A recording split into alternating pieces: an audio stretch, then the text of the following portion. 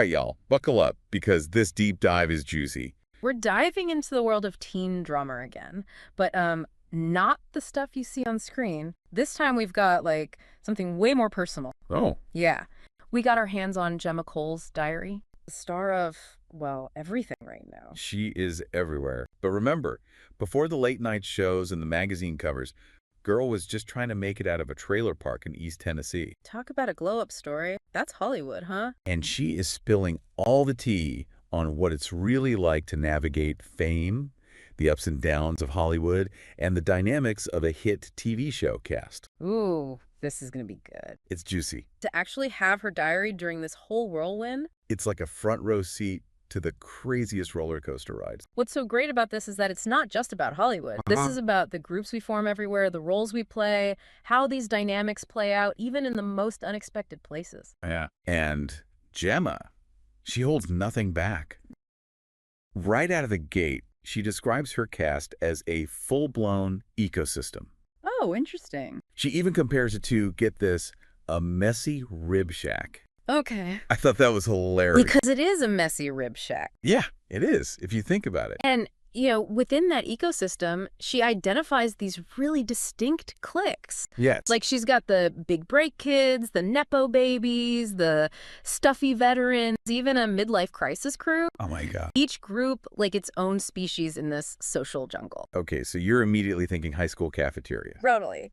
Like we've all been there. Yeah. But Gemma goes beyond those typical labels. Okay. She digs into the why behind these groups. Right. And it gets really, really interesting. And that's where the sociology comes in. It's classic in-group, out-group dynamics. Yes. And that happens in every social setting. Right. Your workplace, friend groups, even your favorite online forum. We naturally gravitate toward people who seem most like us.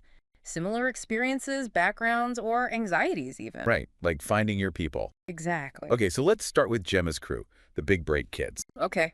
So these are the up-and-comers, Mm-hmm. fresh on the scene, kind of, dealing with this pressure cooker of newfound fame. Right. And Gemma, even though she's in that group, she sees the cracks right away. Yeah. Because even within a group that seems so similar on the surface, Yeah. those tiny differences can feel massive, They can. especially in that kind of environment. Totally. Take Patty, for example, another big break kid. Gemma describes her as nervous as a cat in a room full of rocking chairs. Oh, wow. I love that. Can you imagine being starstruck by your own castmates? Right. Like you're on the same level now.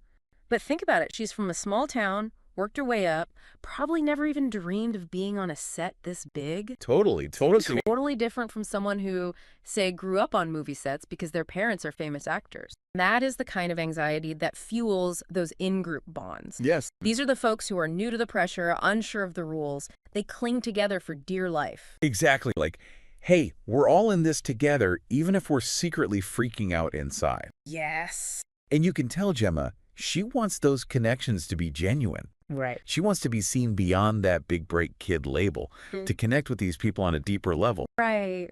But then you have the Nepo babies and things get a little, well, Oh, boy. complicated. Because now it's not just about navigating fame, it's about navigating the very real impact of privilege. Yes. How that plays out in a competitive industry like Hollywood. Right.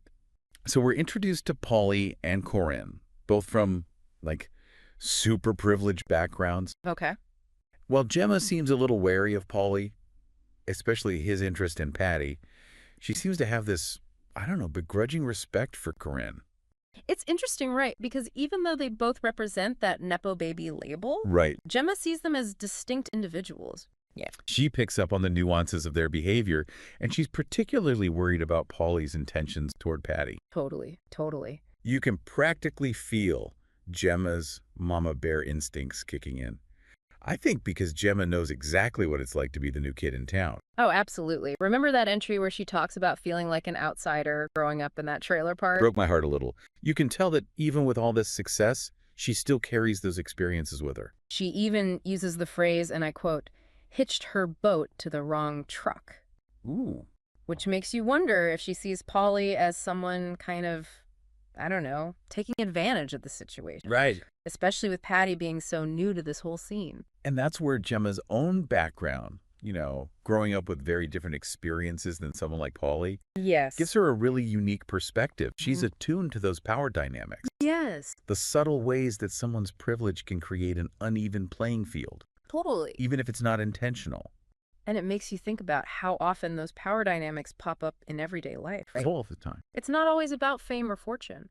It's about recognizing those subtle imbalances and how they affect our interactions with others. Exactly. Yeah. It really is like that saying, privilege is invisible to those who have it. Yeah, yeah. And Gemma, having experienced the lack of it, Right. is more attuned to those nuances. Yeah. But let's circle back to Corin for a moment. Okay. Gemma seems, well, kind of fascinated by her. As she should be.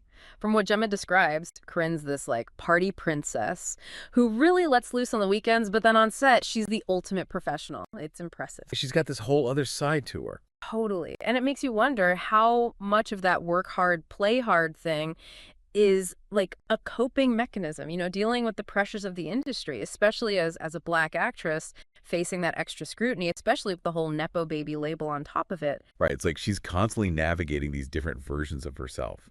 It makes you wonder about the toll that must take. Exactly. And what's really interesting is Gemma mentioning Corinne's thoughts on intersectional feminism and colorism. It shows that Karn's really aware of those societal dynamics, especially on a place like Hollywood. And that's where it feels like Gemma, who's also trying to figure out her place in all of this, that's where she really starts to learn from Corinne's experiences as a Black actress. Yes. And this is what makes their dynamics so fascinating. You have Gemma, this rising star, and then Corinne navigating a whole other set of challenges. They both have these unique perspectives that are shaping how they see the world. It's like they're both challenging and influencing each other's viewpoints at the same time, which just adds another layer to this whole ecosystem idea. Precisely. And it really highlights how important diversity is, not just on screen, but behind the scenes, too. When you have people from different backgrounds with different life experiences all coming together, it just enriches the storytelling, makes it more authentic. That's more real, more relatable. Exactly. It reflects the real world. It's like she's, getting this incredible education, not just about acting, but about navigating the world, being aware. Yeah, totally. And you know what else Gemma mentions? How Corinne's always pushing back against those stereotypes, like on set and off. And honestly, that's something Black women have been doing in all areas of life for, forever. That's true. Like Corinne's carrying this weight of representation on her shoulders, even if it's not something Gemma explicitly says. Yeah, and it's often unspoken, but it's there, especially for marginalized groups in the spotlight. That pressure to not just succeed, but to represent an entire community, to break down those stereotypes, be a role model. On top of that, she's trying to stay true to herself, while navigating this whole crazy world of fame in Hollywood. Exactly. It's a lot to handle, and it really speaks to Corinne's strength and resilience. It's a fascinating example of code switching. Oh, okay. You might be thinking, what is that? Yeah, break it down. It's something we all do to some extent, adjusting our behavior, the way we talk, even how we dress. Well, yeah. Depending on where we are, who we're with. Totally. Yeah. Totally. I know I sound totally different chatting with my friends than I do, talking to my grandma on the phone. Exactly. And for someone like Corinne, it's about navigating those very different social circles that come with being a young actress in Hollywood. Right. She's got the industry connections, the party scene, and then the actual work on set. Yes. Which requires a whole different set of skills and behaviors. And maybe even a little bit of a balancing act. Oh, totally. Like trying to be true to yourself on set and off. Well, that makes sense, right? I mean, it seems like Corinne's someone who she doesn't fit into a box. She's embracing all these different sides of herself, which honestly, it's got to be both empowering and exhausting. Oh, for sure. Yeah. It makes you wonder how much of it is a performance versus genuine personality. Right. Yeah. Is she really like that? Yeah. Or is she playing a role? And that seems to be something Gemma grapples with, too. Yeah. She admires Corinne's ability to kind of move between these worlds. Right. But she also craves authenticity. Of course, yeah. She wants to be seen for who she is, not for what role she's playing. Yeah. Which brings us to these stuffy veterans. Oh, boy. The ones who seem to be struggling the most with this evolving landscape of Hollywood. Yeah. Talk about a clash of cultures. Oh, tell me about it. Gemma's descriptions of Deirdre, Frank, and Kelly. Ooh. Almost painful to read. Yeah. Like you can feel her frustration as she tries to break through those walls they've built up. Yeah, because for them, it's more than just generational differences. Right. It's about protecting their place in a world that's rapidly changing. Yeah.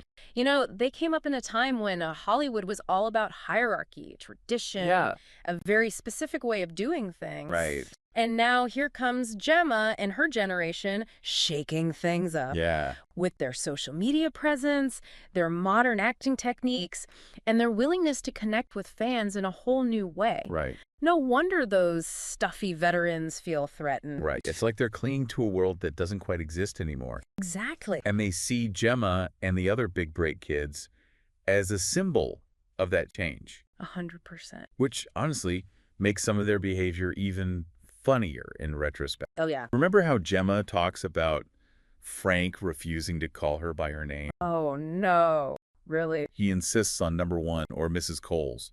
Oh, my gosh. It's like something out of an old movie. It's that classic gatekeeping mentality. Right. You know, trying to hold on to power by enforcing outdated rules and hierarchies. Totally.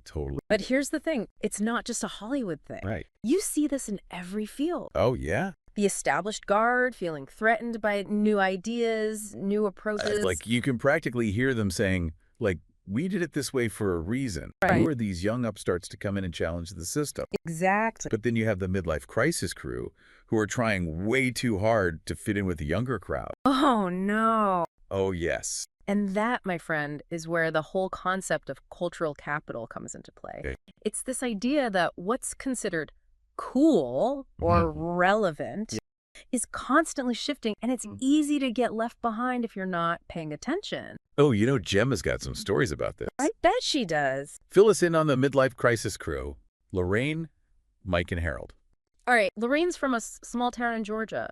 Started with nothing. I think she really gets what Gemma's going through. It's like a southern sorority of two. Exactly. And you can tell that Lorraine's guidance means the world to Gemma. It's Wow. like having a roadmap through this crazy business. But let's be real. Even with a roadmap, Hollywood's a wild ride. Oh, for sure. And Gemma's diary lets us see how she's holding on tight. And honey, with the way she spills the tea, this is just the beginning. Picture this. Mike name-dropping Billie Eilish 1 minute, Okay. then referencing the Backstreet Boys the next. Oh, Mike. And Harold. Oh, Harold. Well, Harold takes the cake. I'm almost afraid to ask. He invites Gemma and Corin onto his Hip podcast, which, let's be honest, probably has about 10 listeners. Okay. Mostly his relatives. Right. And he proceeds to bombard them with every Gen Z slang term he can think of. Oh, no. Completely butchering each one. Ouch. It's like watching your dad try to dance to like your favorite TikTok song. Exactly. Bless his heart, but also please stop. Right. It's cringeworthy, but also a little bit endearing because beneath those awkward attempts, there's this very human desire to connect, Yes. to stay relevant, to not be seen as out of touch. They're just going about it all wrong. Totally. Yeah. So you've got the stuffy veterans clinging to the past and the midlife crisis crew desperately trying to hold on to the present. Right. Like they're both missing out on, you know, the simple joy of just genuine connection. Right. It's so true. And isn't that what we're all searching for? You know, at the end of the day, that feeling of belonging, of being seen and accepted for who we truly are. But here's the thing about Gemma. Even though she's surrounded by all this posturing and security, she never loses sight of that desire for authenticity, especially with Lorraine.